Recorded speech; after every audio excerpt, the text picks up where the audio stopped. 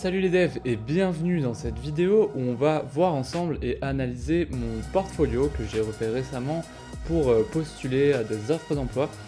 Donc on va analyser tout de suite ensemble mon site web. Je précise qu'il a été réalisé avec WordPress. J'avais réalisé mon premier portfolio il y a longtemps avec React, donc avec un template où il suffisait de remplir un JSON pour avoir les infos directement sur le site. Mais c'est d'une pas pratique et c'est pas forcément très joli et ça prend du temps à mettre à jour, etc., etc.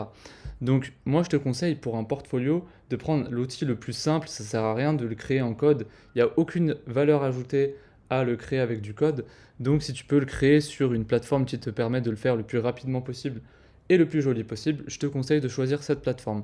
Donc si on analyse ce portfolio, qu'est-ce qui se retrouve à l'intérieur? Donc déjà, c'est sous forme de site web. Donc on peut voir l'URL qui est developer-nomad.com. Ce qu'il y a sur ce site web, ce sera... on peut retrouver déjà sur la page d'accueil le titre. Donc déjà, très rapidement, on comprend ce que je fais et où je le fais. Donc je suis développeur front-end à Marseille.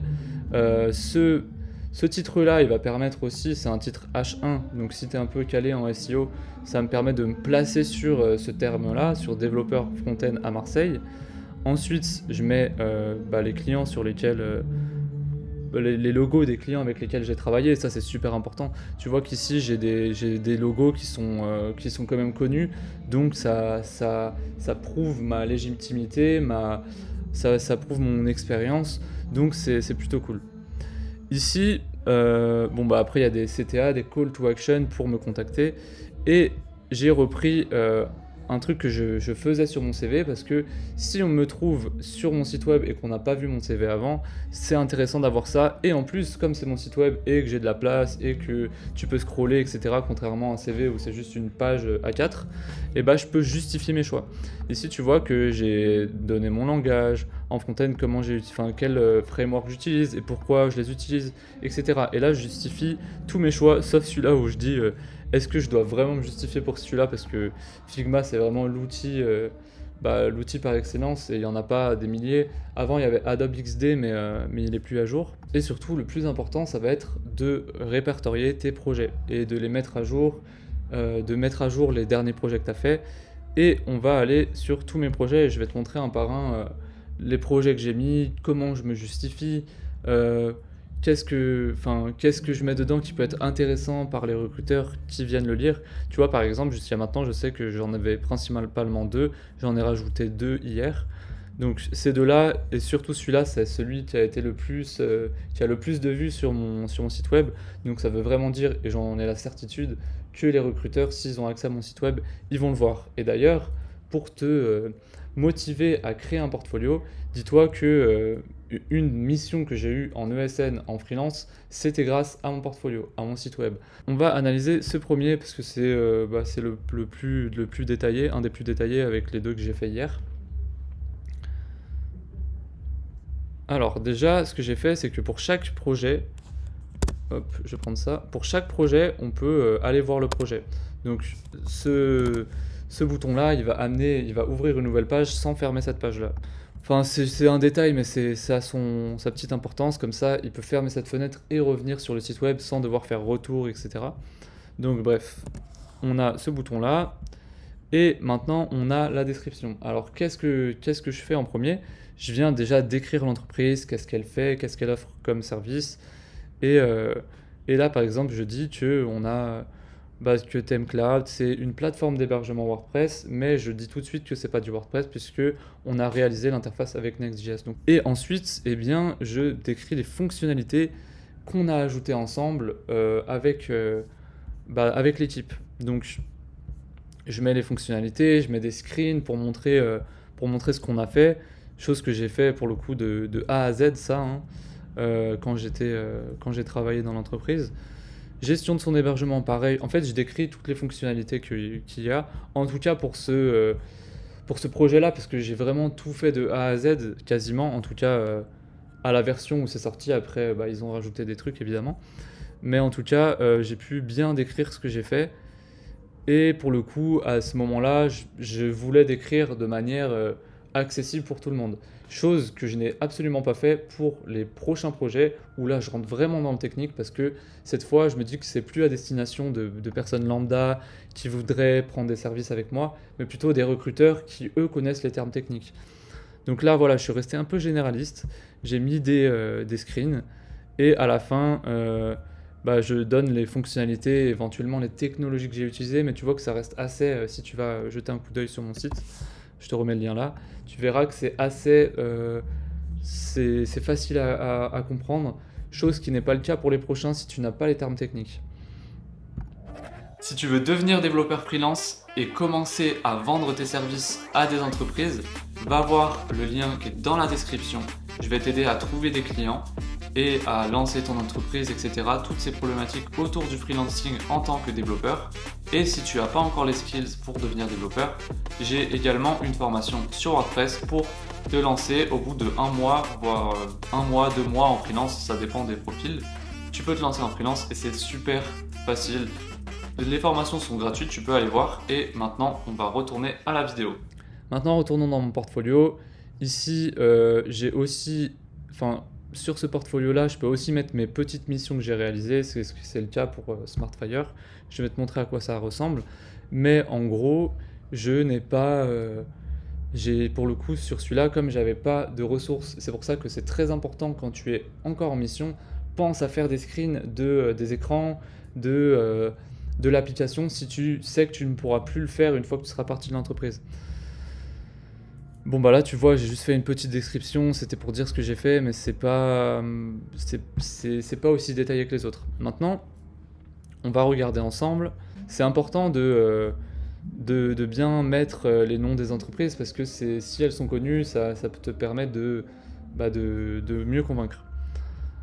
Ici, tu vois que là c'est plus compliqué parce que c'est une entreprise qui a plusieurs services, donc déjà il faut arriver à faire comprendre à des personnes qui connaissent pas l'entreprise que c'est quoi qu'elle produit, c'est quoi qu'elle vend en gros. Donc je dis que initialement cette entreprise elle est connue pour une application de budget et après je parle de ma mission parce que tu vois que c'est une entreprise qui a plusieurs services. Donc là je vais m'occuper de décrire ma mission dans l'entreprise et pour le coup comme c'est un produit qui est complexe à comprendre, pour te dire quand tu arrives dans l'entreprise, quand c'est des entreprises, des gros groupes comme ça, tu as un temps d'adaptation avant de comprendre le produit, surtout dans des secteurs financiers, bancaires, ou même si tu es dans des assurances, tu dois comprendre le métier en fait. Donc ce widget-là, comme on le propose à d'autres entreprises, c'est un widget qui doit être paramétrable. Ils doivent pouvoir changer les couleurs, mettre leur logo, etc. dessus. Maintenant, en termes de développement front-end, je dis ce que j'ai fait. Donc pendant les premiers jours, j'ai dû résoudre des tickets de bugs pour déjà comprendre mieux le projet, sachant que le code en question, il avait un peu de dette technique. Et bien sûr, et c'est là où j'en viens au plus intéressant, après il y avait des nouvelles fonctionnalités à implémenter, pardon. Et je dis ce que j'ai fait et je dis comment je l'ai fait.